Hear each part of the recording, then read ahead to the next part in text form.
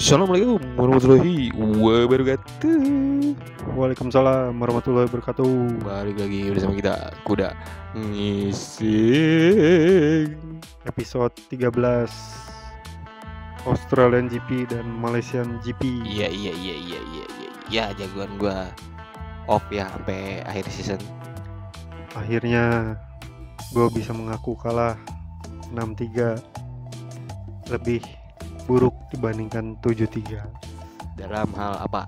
Skill.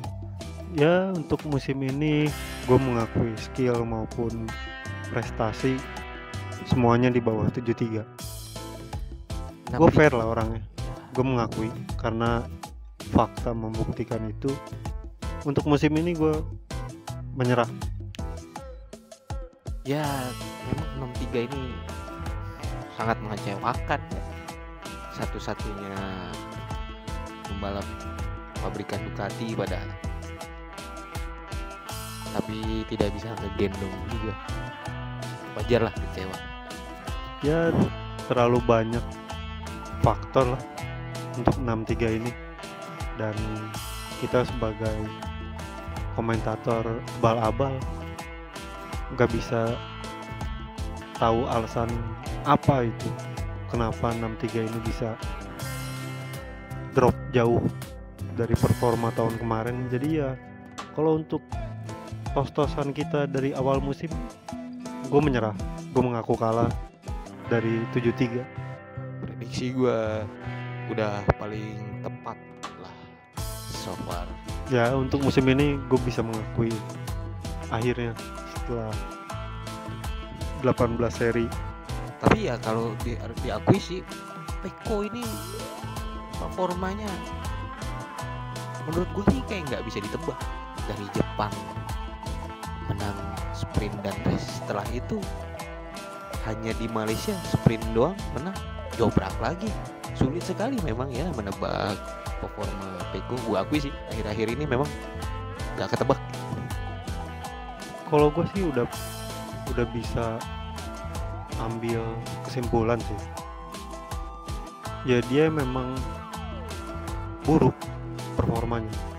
Kalau misalkan kayak di Jepang dia bagus, terus kemarin di Malaysia dia sprint ke-1, menurut gue itu anomali sih. Kayak bonus aja untuk dia bisa podium tuh menurut gue. Kalau untuk performa menurut gue tetap buruk sih. Ya kalau bagi gue sih ya tetap sulit ditebak. Padahal di prediksi gue tuh pas ngelihat Malaysia sprint dia menang, wah di race bakal mendominasi lagi. Tahunya dibikin begitu lagi. Jadi gimana ya kalau mau ini Pecco ini anomali sekali ya, bingung gitu. Ya cukup untuk musim ini. Tapi hal apapun menurut gue udah gak bisa membuktikan performa dia gitu menurut gue. Tapi kan lu sudah mengakui kalau skill 73 ini lebih bagus daripada Pecco. Nah sekarang Pecco ini terancam di posisi ketiga, bahkan sekarang sudah direbut. Gimana tuh pendapat lu? Apakah ini akan sampai akhir musim dia gagal 3 besar atau tetap optimis dia ada di 3 besar? Nah ini itu juga menurut gue tipis sih peluangnya. Lu lebih Karena yakin ke siapa nih? ya 72 posisi 3 nih akhirnya kayaknya. Karena menurut gue bukan karena 72-nya lebih baik dari 63 gitu, tapi lebih ke performanya 63 ini udah semakin drop. Udah up and down banget ya. Ya jadi untuk mempertahankan poin ketiga di klasemen ketiga kayaknya hanya mimpi. Tapi harusnya sih logikanya Ducati ini ingin mengunci 1, 2, 3 ini. Harusnya sih seperti itu. Supportnya harusnya lebih bagus ke Pecco. Cuma itu hanya angan-angan kayaknya untuk mempertahankan posisi ketiga ini, karena ya performa 63 ini udah nggak bisa diandalkan menurut gua. Sedangkan dari Aprilia lu lihat sendiri aja hasil kemarin 2 seri ini, gila, seorang Raul Fernandez bisa race ke 1 gitu. Menurut gue itu udah menunjukkan hasil akhir untuk antara 63 dan 72 sih. Kalau melihat performa 72, gua lihat sih di Indonesia dia bagus, di Australia dia juga bagus, tapi di Malaysia drop. Ini sebenarnya menurut gua 72 mirip-mirip 63 ini performanya nih anomali. Tapi kalau lu bahas Australia, Raul Fernandez, menurut gue itu peran penting dari review, sangat-sangat luar biasa itu menurut gue ya. Tapi ya itu termasuk faktor untuk dia bisa juara 1. Tapi performa Aprilia ini ya cukup untuk menjanjikan membantu Bezzecchi untuk bisa juara 3 menurut gua di akhir klasemen. Karena untuk konsistensinya mungkin ya 11-12, tapi menurut gua masih better 72 sih. Apalagi nanti masuk Eropa lagi kan. Sisa 2 seri ini menurut gua kemungkinan 72 untuk posisi 3 itu 70% lah menurut gua. Tapi kalau prediksi gue ya berhubung 2 seri terakhir ini masuk Eropa lagi, menurut gue ini akan menjadi perebutan juara 3 yang membosankan antara Pecco dan Bezzecchi. Kenapa? Karena mereka bukan berlomba-lomba untuk meraih podium, tapi menurut gue dia akan San Mori.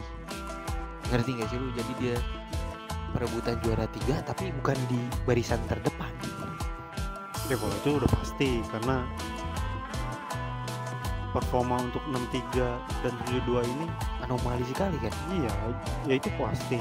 Lebih ibaratnya hanya untuk mencari posisi tertinggi antara itu dua aja gitu. Iya, cuma maksudnya untuk duaan ini, untuk podium nih kayaknya harusnya. Ya karena performa Ducati masih tetap on top. Udah gitu sekarang KTM pun udah mulai podium terus. Jadi ya untuk 72 sama 63 ini ya sekedar lebih baik posisi mana, itu yang bikin juara 3 menurut gua. Ya itu menurut gue yang bikin gak seru. Harusnya tuh perebutan juara 3 tuh bersaing untuk merebut podium. Tapi menurut gue ini akan menjadi pertandingan yang membosankan di baris tengah atau di barisan San Mori. Ya itu udah pasti. Karena emang skala pembalapnya ini ya cukup untuk segitu aja gitu, untuk musim ini, untuk rebutan juara 3.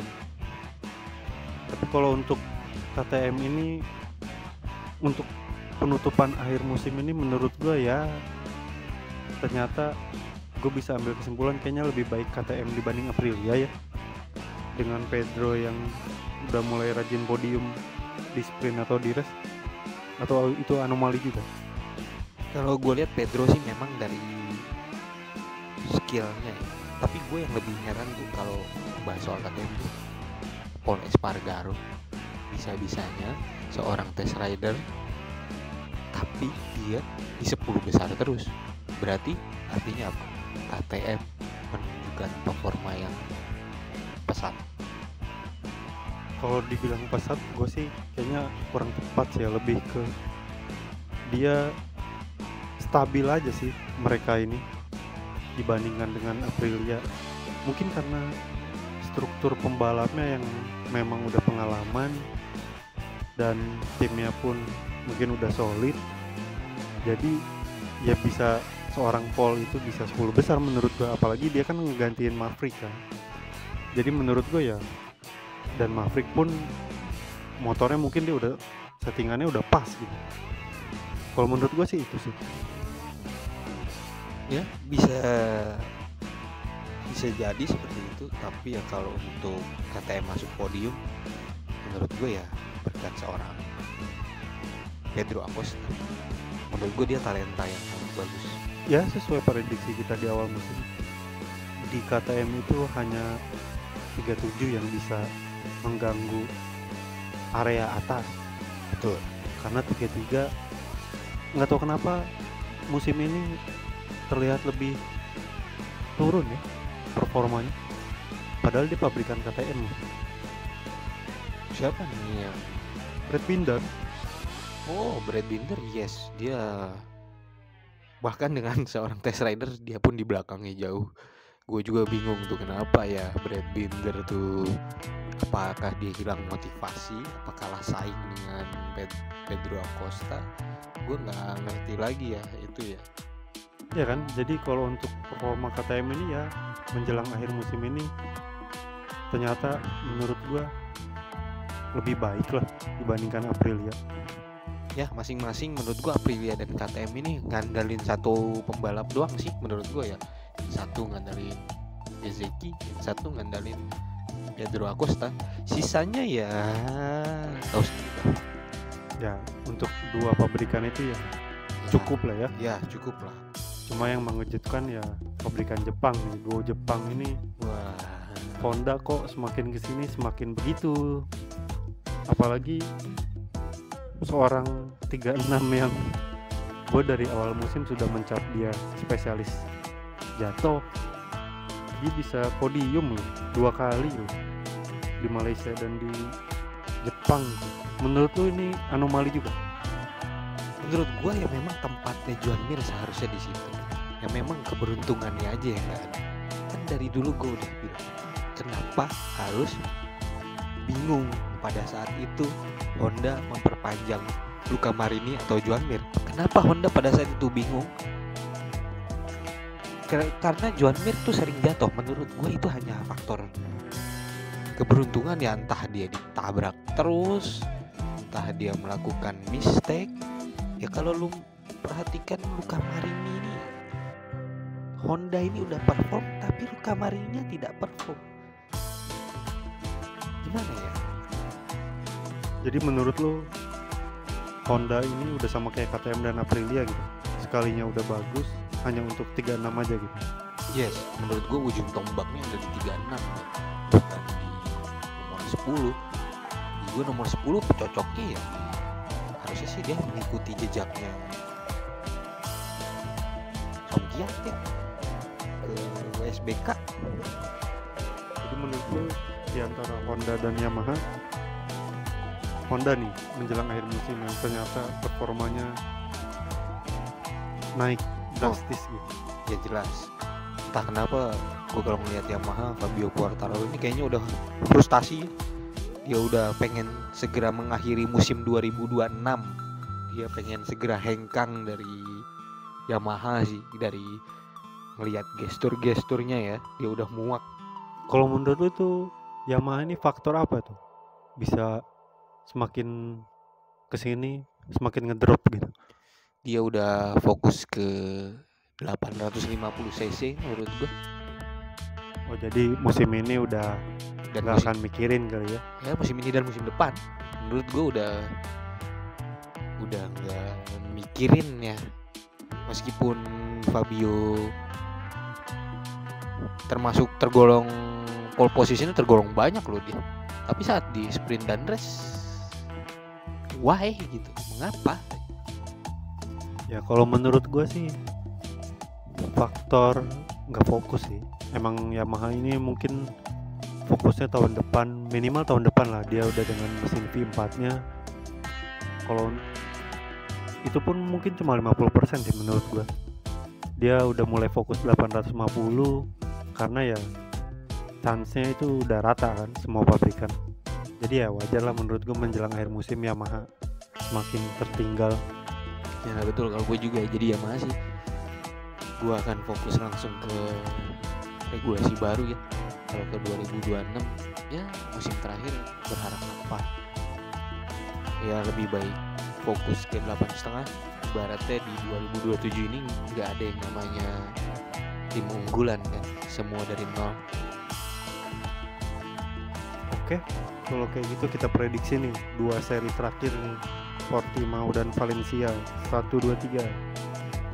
Lu dulu apa gua dulu? Nah, silakan lu dulu. Kalau gue sih seperti biasa ya, nggak ada jagoan gue 93 ya. Siapa lagi? The One ya, 73. Nomor 2-nya gue bisa taruh Pedro Acosta. Nomor 3-nya gue agak bingung sih, ini anomali juga nih. Nomor 3 gue bisa siapa yang dipilih nomor 3 itu? Apa aja ya? Ntar dulu. Nomor 3-nya tuh siapa lagi? Fermin Aldeguer. 1, 2, 3 73 Pedro Acosta dan Fermin Aldeguer. Kalau gua satunya selalu 63, nomor 2-nya 72, nomor 3-nya 37. Oke, kita lihat 2 seri ke depan sekaligus penutup. Oke, sampai jumpa di podcast selanjutnya. Assalamualaikum warahmatullahi wabarakatuh.